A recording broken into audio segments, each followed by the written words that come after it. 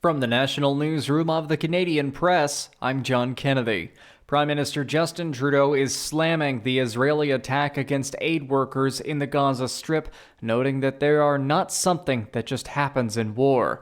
Trudeau's comments come in retaliation to Israeli Prime Minister Benjamin Netanyahu's defense of the deadly airstrike in the central Gaza region that killed 7 aid workers, including a Canada-U.S. citizen, on April 1st.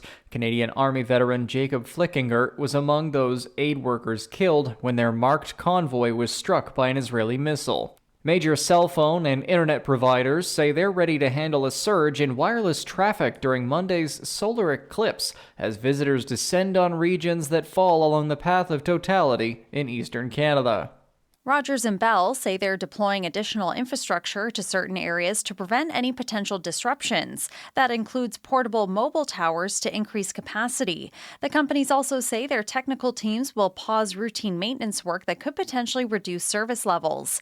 Meanwhile, TELUS says it's made investments in its network in recent years that will allow it to offer increased capacity on Monday, but it does have an emergency response plan ready just in case. Michelle Zedekian, The Canadian Press. The federal inquiry into foreign election interference will see testimony from the task force that was responsible for monitoring and reporting threats to Canada's last 2 elections. The task force was designed to bring security and intelligence agencies together and to guard against foreign meddling during federal election campaigns, with those taking the stand expected to face intense scrutiny of their work. Earlier this week, the commission heard from the political party officials who received confidential briefings from the last task force in 2021.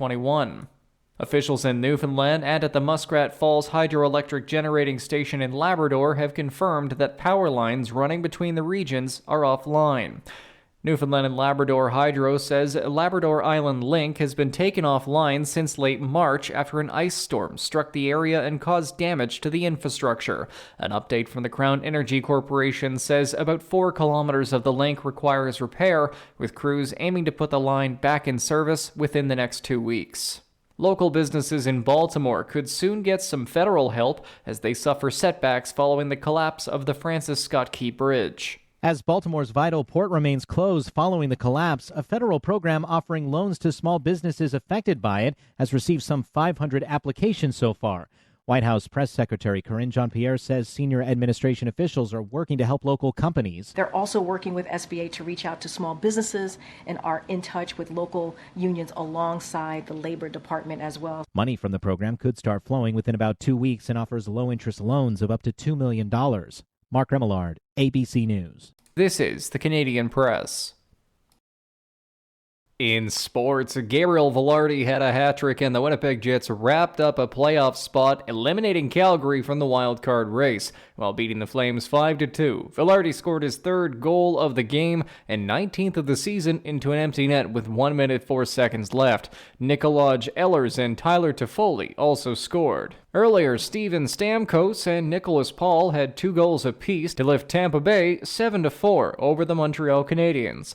Also, Sergei Bobrovsky stopped 30 shots for his 5th shutout of the season, while Matthew Tkachuk chipped in a goal and 2 assists in Florida's 6-0 win over the Ottawa Senators. Paul George had 28 points, James Harden added 20, and the Los Angeles Clippers hung on to beat the Denver Nuggets 102-100. The Clippers snapped a 5-game skid at home despite an absence of Kawhi Leonard, who sat out with right soreness in his knee. From the Canadian Press, I'm John Kennedy.